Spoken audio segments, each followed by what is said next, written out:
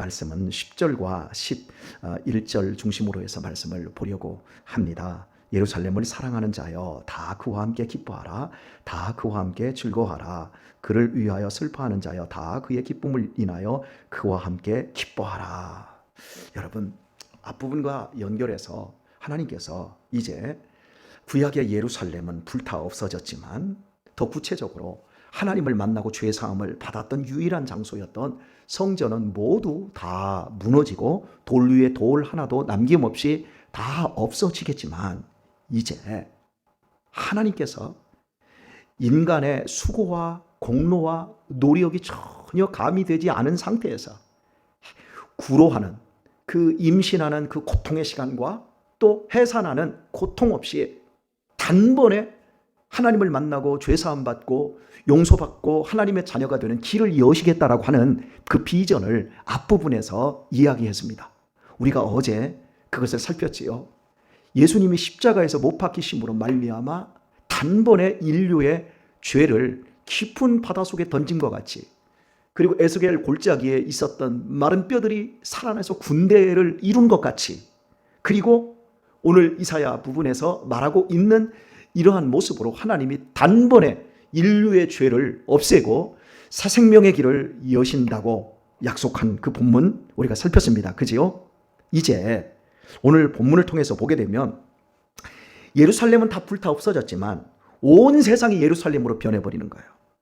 주님의 복음이 선포되는 현장마다 누구나 예수님의 이름을 부르기만 하면 그 사람이 어떤 사람이든 간에 상관없이, 심지어 죄와 상관없이 모두 거듭나서 새 사람으로 변하는 이런 놀라운 역사가 이루어지게 되는 겁니다. 그래서 예루살렘을 사랑하는 자여, 다 그와 함께 기뻐하라. 주님과 함께 기뻐하라. 교회여, 예수님과 함께 기뻐하라. 이렇게 본문이 궁극적으로 선포해주고 있는 겁니다. 주님의 복음이 선포되는 곳, 하나님의 은혜가 임합니다. 하나님의 말씀을 따라 성령님이 임하면 우리는 죄와 의에 대해서 새로운 시각을 갖게 되었습니다. 살아가는 모든 것이 죄요, 생각하는 것이 죄요, 말하는 것이 죄요, 살아가는 것 그 모든 과정에서 죄 짓지 않는 인생이 없습니다.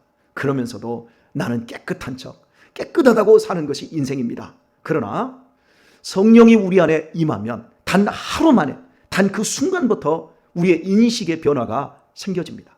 그러면서 내가 저 뼛속에서부터 내가 죄인이라는 걸 깨닫고 오직 하나님의 은혜 없이는 나는 절대로 의의가 없다라고 하는 이런 새로운 의의가 우리 안에 들어옵니다. 그리고 누구도 심판하지 않습니다. 하나님의 사랑 안에서 내가 이제 어떻게 살아야 될지를 분명히 깨닫게 되어지시는데, 이 놀라운 비전이 오순절날 성령이 임함으로 한순간에 교회가 탄생해버리고, 그리고 지난 2000년 동안 우리 모두가 경험하고 있고, 지금 우리가 신앙생활하면서 우리가 지금 받고 있고 누리고 있는 복음의 기쁨이라고 할 수 있겠습니다. 이제는 교회가 예루살렘입니다. 표면적 유대인이 유대인이 아니라 이면적 유대인, 예수 그리스도로 말미암아 그리스도를 주라 고백하는 성령이 임재하고 성령 안에 사는 사람들은 이제 모두 성전 속에 있는 것 같은 하나님의 보호와 은혜와 선택 속에 그 복을 누리게 되어지는 것입니다. 이제 마음껏 하나님을 우리가 만날 수 있고 하나님의 축복을 받을 수가 있게 되어진 겁니다. 제 기억으로는 아마 80년도 이렇게 넘어오면서부터 남북 이산 가족이 이렇게 상봉하게 되어지는 그 장면이 텔레비전에 방송이 되었던 것 같아요. 판문점에서 남북 이산 가족들, 이쪽에서 50명, 저쪽에서 북한에서 이게 50명 이렇게 해가지고 그 가족들이 이제 만나는 거예요.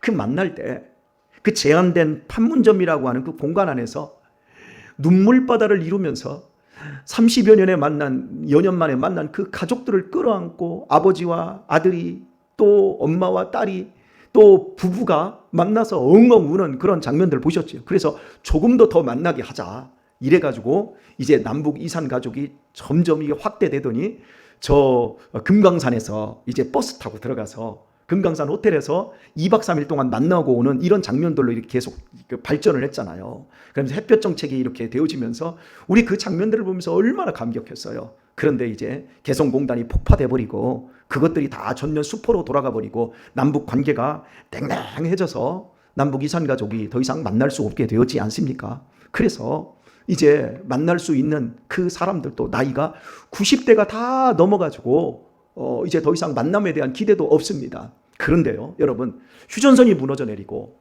남북 이산 가족이 공간과 제약 없이 만날 수 있게 된다면 얼마나 좋겠습니까? 참 그런 경험을 안 하는 것이 참 좋은데, 가족 중에 하나가 감옥에 들어가게 되면 면회를 가야 합니다. 그러면 참 구치소에 가면 비참해요. 저는 이제 그런 것을 경험을 해서 이제 가족을 만나러 갈 때 신분증을 가져가서 그 입구에서 신분증 내고, 그리고 이제 안으로 들어가면 거기에서 누구 만날라, 수인번호 누구를 얘기를 하고, 그러면 잠깐 기다리라. 그러면 이제 10시에서부터인가요? 이제 3분간의 그 면회 시간을 주는데, 방이라고 해봤자 한 평이 채 안 되는 것 같아요. 거기 쫙 안에 들어가면 벽이 이렇게 유리벽으로 이렇게 되어 있고, 거기다 전화기를 이렇게 들어야 돼요. 그럼 저쪽에서 전화기를 이렇게 들고 이러고 잠깐 동안 만나는데, 참 저는 그 면회를 한 6번인가 이게 갔었고, 또 제 친구가 감옥 생활을 오래도록 해서 제가 6년 동안 홍성교도소, 그리고 전라도의 목포 쪽에 있는 일로 교도소에 제가 그 면회를 갔었습니다. 얼마나 제한되어 있는지, 시간이 제한되어 있고 공간이 제한되어 있고 할 말을 다 하지 못하고 내가 주고 싶은 것을 주지 못합니다. 참 그러다가 이제 가족이, 또 친구가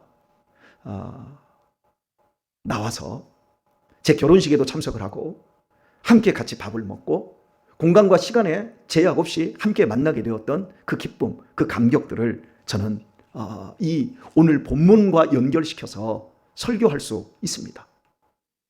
하나님을 만나는 일이 유대인에게만 국한되어 있었어요. 하나님을 만나는 장소가 성전밖에 안 됐어요. 근데 그 성전을 이스라엘 백성들이 기득권을 만들어 놓고 아주 제약을 두고 있었어요. 그런데 이게 없어져 버리고 온 세상이 하나님을 만날 수 있어요. 복음이 전파되는 그 어떤 곳이나 모두 하나님을 아버지로 만날 수 있고, 죄사함을 받을 수 있고, 거듭날 수 있고, 그리고 새 생명의 은혜를 누릴 수 있게 되었어요. 이 놀라운 비전을 예수님이 이 땅에 오시기 전 700년 전에 이사야를 통해서 말씀해 주셨고, 그리고 실제 예수님의 십자가에서 죽으시고 부활하심으로 말미암아, 그리고 성령의 오순절날 오심으로 말미암아 역사적인 사건으로도 분명히 이루어졌습니다. 그리고 저와 여러분이 오늘 이 송탄 장로교회 안에서 이 새벽 시간에 이 복음 메시지를 듣고 있는 우리에게도 이 비전이 이루어진 줄 믿습니다.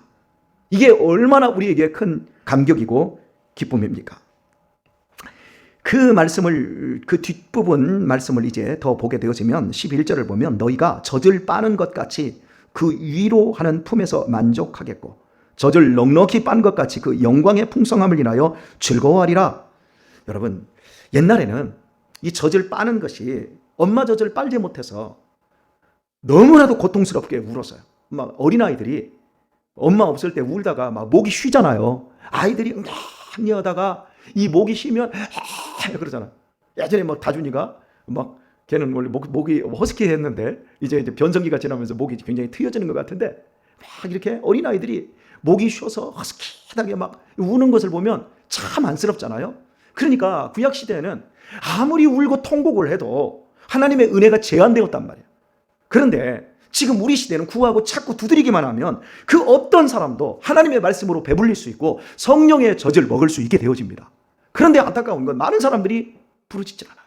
많은 사람들이 하나님의 젖을 사모하지 않아요.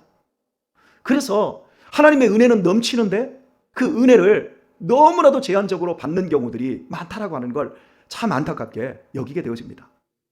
저는 어린 시절에 전 얘기하니까 어린 시절에 참 젖을 못 먹었어요.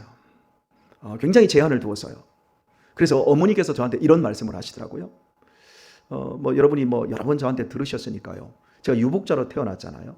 그리고 제가 태어나서 제 어머니께서 한 5일도 되지 않아서 생선장사를 나가셨으니까 어머니도 몸을 풀고 나서 젖이 이제 막 계속 부풀잖아요. 부푸는데 놓고 생선장소를 나가면 나는 먹을 게 없잖아요. 어머니 젖은 막 넘쳐나는데 그래서 막 젖이 막 탕탕 부른 거예요. 그럼 어떻게 하겠어? 장판에 나가서. 그리고 장판하고 집하고 뭐 10리도 넘게 먼 거리고, 서천장 같은 경우에는 30리고, 또 홍산장 같은 경우에도 한 30리 길이고, 더 되겠네요. 한 40리 되겠네요. 그런데 젖을 못 먹으니까 저는 그냥 동네에서 이모, 홍복석 집사님의 어머니가 윗집에 살았으니까 이모네 집에 가서 젖동약 먹고, 밑에 아랫집에 근옥이 집에 가서 젖동약 먹고, 저 밑에 집에 형렬네 가서 젖동약 먹고, 저 밑에 형남이네 가서 젖동약 먹고, 그 이너머에 혁범이네 집에 가서 젖동약 먹고, 그래서 누나들이 저를 업고 젖동약을 다녔다는 거예요. 여러분, 그래서 제가 몸이 허약한 거예요. 전혀 그렇게 안 생겼죠? 하나님의 은혜입니다. 여하튼 이렇게 젖동약을 했어요. 그래서 저만큼 많은 젖을 먹어본 사람도 없을 거예요. 그런데 안타까운 건 어머니가 저녁에 이제 오시면 저한테 젖을 물린다는 거예요.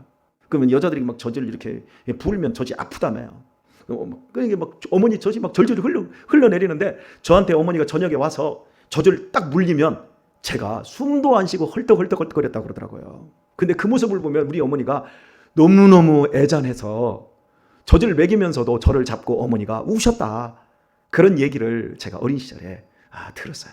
여러분, 하나님의 생명의 젖이 흘러넘치고 있는데 당신의 새끼들이 먹지를 않는 거예요. 하나님의 마음이 얼마나 힘들까요? 얼마나 괴로울까요? 아니, 얼마나 아프실까요? 제 어머니도 텅텅 부은 젖을 가지고 막 그렇게 아프셨다고 하는데 하나님이 얼마나 아프실까? 저는 제 과거의 삶 속에서 이렇게 하나님의 복음의 역사를 투영이 될 때마다 참 가슴이 쓰리고 아파요. 자녀들에게 좋은 것을 주려고 합니다. 밥을 딱 차렸습니다. 그래서 야 먹자 그러는데 아이 하나가 냄새를 이렇게 맡습니다. 그랬더니 밥 안 먹을래요. 그래서 밥을 이렇게 딱 차리는데 오더니 이렇게 실컷 보더니 지가 원하는 음식이 없으면 안 먹을래요. 정말 좋은 음식을 부모가 자녀에게 딱 맞는 음식을 주는 거예요. 그런데 안 먹는다 그러는 거예요. 밥 먹기 전에 아이들이 막 과자를 먹고 사탕을 딱 먹으려면 야 먹지 마라, 밥 먹고 먹자. 그런데도 고집스럽게 그걸 먹고 나면 너 이거 먹고 나서도 밥 많이 먹을래요? 그런데 밥상 차려놓고 보면 먹습니까?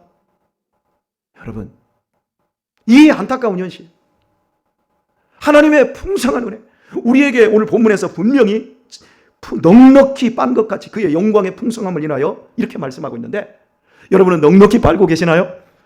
여러분은 넉넉히 먹고 계시나요? 저는 하나님 앞에 이런 생각이 들어요. 제가 정말 은혜에 깊이 묻혀 삽니다. 하나님의 말씀의 신비와 그 능력과 내 내면 속에 역사하시는 하나님, 항상 옳은 것을 생각나게 하시고 그 옳은 것에 그 발을 디딜 수 있도록 용기를 허락하여 주시는 그런 하나님의 은혜가 굉장히 크다는 걸 알지만 저는 더 고파요. 하나님, 더 많이 채워주실 수 있고 더 많이 넉넉하게 하나님 부어주실 수 있는데 내 그릇이 안 됩니다. 하나님, 나로 하여금 사모하는 열심을 더 주세요. 이러한 말씀으로 저는 목이 마르고 저는 이 아침에도 줄이고 있습니다. 여러분도 그러시죠? 그러니까 오늘 이 새벽에 여기 나왔어요. 자, 그런데 오늘 말씀에서 우리가 함께 보고 기도할 수 있는 그 제목 하나가 있습니다. 그것은 10절입니다. 예루살렘을 사랑하는 자여 다 그와 함께 기뻐하라. 그와 함께 즐거워하라. 교회를 인하여 하나님이 교회를 세워주시고 모든 공간과 시간과 제한 없이 우리에게 은혜와 능력과 사랑을 베풀어 주시는 그 모든 것을 하나님이 기뻐하고 즐거워하라. 나와 함께 기뻐하자, 즐거워하자. 이렇게 말씀하고 있습니다. 자, 그런데 많은 사람들이 이걸 안 해요. 오늘 본문에서도 계속해서 강조됩니다. 10절 후반절을 보면 다 그의 기쁨을 인하여 그와 함께 기뻐하라. 그리고 또 11절 끝도 즐거워하라. 이렇게 말씀하고 있습니다. 사랑하는 교회 여러분, 우리 교회 생활을 통해서 즐거움과 기쁨을 넘치도록 누리는 성도가 될 수 있기를 축복합니다. 그리고 좋은 것을 함께 말씀을 전하는 자와 함께 나누고 더 즐거워할 수 있게 되기를 축복합니다. 그것이 우리에게 큰 기쁨이요 큰 생명이 됩니다. 우리가 이렇게 하나님을 기뻐하라 그래야 하면 저가 너희의 마음의 소원을 이루어 주시리라. 기뻐할 때 이게 이루어지는 거예요. 저는 우리 집에 아이들과 함께 살아가는 이 삶의 과정이 너무너무 즐겁습니다. 어제도 이렇게 올라오는 길에 올 때는 3시간 한 30분을 다이렉트로 올라와 버렸어요.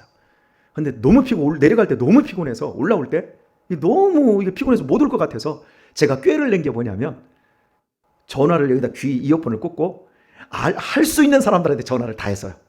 그리고 올 때까지 무려 한 3시간 반 이상을 계속 통화를 했어요. 그러니까 졸립지 않고 운전하면서 끝까지 다이렉트로 올라올 수 있었는데요. 이제 한 목사님하고 통화를 하는데 저한테 그러더라고요.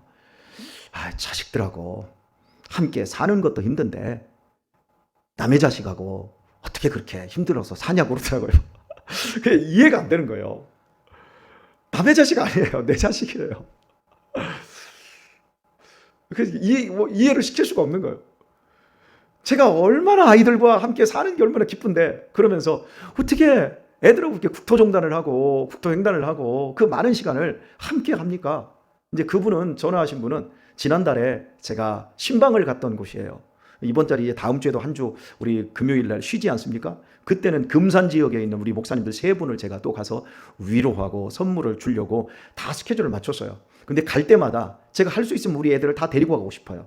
나 다음 주에 아마 다 데리고 갈 것 같고요. 이렇게 데려가서 제가 그 목사님들을 위로하고 섬기고 이런 것들을 애들이 보면 우리 애들도 저렇게 살아야 되겠구나. 이걸 이제 도전을 받는 거예요. 지난달에 우리 유신이하고만 같이 내려갔거든요. 근데 유신이하고 내려가서 같이 얘기하고 이런 과정 속에서 애들이 배우는 거죠. 그런데 그때 그 위로를 받았던 목사님이 그리 말씀하시는 거예요. 아니 신방도 어떻게 애들하고 같이 다니냐고 이렇게 귀찮지 않냐고. 근데 본인들 입장에서는 살아오면서 자식들 데리고 그렇게 해보질 않았거든요. 그런데 저는 그게 즐거운 거예요. 그래서 이제 유신이한테 물어봤어요. 유신아, 아버지랑 같이 가면 어떠냐? 힘드냐? 근데 즐거워요. 그러면서 나는 아버지의 모든 것을 알고 싶어요. 아버지가 하는 이야기를 다 듣고 싶어요. 그래가지고 귀를 세우고 옆에 와서 야, 애들은 가. 좀 저쪽에서 놀아. 그래도 이러면 내 앞에 와서 목사님하고 얘기하는 거 대한 비주얼, 고주얼 다 들어요. 그리고 나서 올라오면서 유신이는 그러는 거예요. 물어보는 거예요. 자기가 이해가 안 되는 거 있으면 아버지 그거 무슨 얘기였어요? 나 그거 꼭 알아야 되겠어요? 이러면서. 그러니까 얘도 즐거운 거예요. 여러분 배워가는 거예요. 여러분 믿음 생활이 즐거워야 합니다. 교회 생활이 즐거워야 됩니다. 억지로 하면 하나도 안 배워집니다. 그런데 즐거워지면 다 배워지게 되고 있어요. 내 심령 속에 하나님이 기쁨으로 당신의 해산의 고통으로 세워주신 이 교회, 당신의 피값으로 세워주신 이 교회, 이 세상에 유일하게 남겨놓으신 복음의 전당 이 교회, 여기에서 여러분 우리가 즐거움에 동참할 수 있기를 축복합니다. 그때 하나님이 우리에게 말씀하고 있는 거예요. 그때 하나님은 우리를 위로하고 우리를 붙잡아주고 우리를 넉넉한 생명의 젖을 빠는 인생으로 하나님이 지켜주시는 거예요. 나이가 먹어도 세월이 지나도 비록 육신은 후패해지나 살아갈수록 영적으로 풍성한 복을 누리게 되는 줄 믿습니다. 오늘 말씀을 맺겠습니다. 로마서 1장 28절에 보면 인간의 상태를 이야기합니다. 저희가 마음에 하나님 두기를 싫어하며 이렇게 말해요. 하나님을 마음에 두는 걸 싫어해요.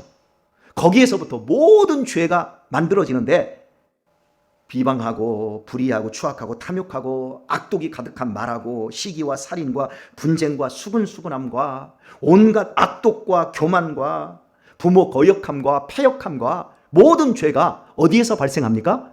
하나님을 마음에 두기를 싫어하는 데서 발생해요. 그런데 지금 오늘 저와 여러분의 마음의 상태는 어떻습니까? 하나님을 마음에 두기 싫어하고 있습니까? 하나님을 마음에 혹시라도 잃어버리고 사는 것이 너무 죄송스럽고 하나님을 마음에 두기를 즐거워하고 계십니까? 하나님 마음에 두는 것을 최고의 기쁨으로 여러분 누리고 계시지요? 우리가 이런 사람이에요. 저는 단 한순간도 하나님을 잊어버리고 싶지 않아요. 그런데 잊어버려요. 성질날 때, 나 좋을 때, 다른 거에 집중할 때 하나님을 잊어버리다가 아이고 이놈의 정신머리야. 그러면서 다시금 하나님을 제 마음속에 둡니다. 여러분 우리 이런 기쁨 삶을 살고 있잖아요. 더 기뻐할 수 있기를 축복합니다.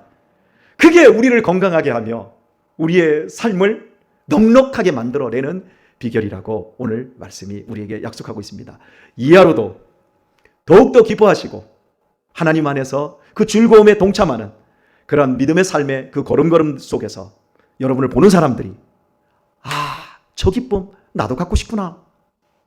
이렇게 믿음의 전파자가 다 되시기를 우리 주 예수님의 이름으로 축원합니다.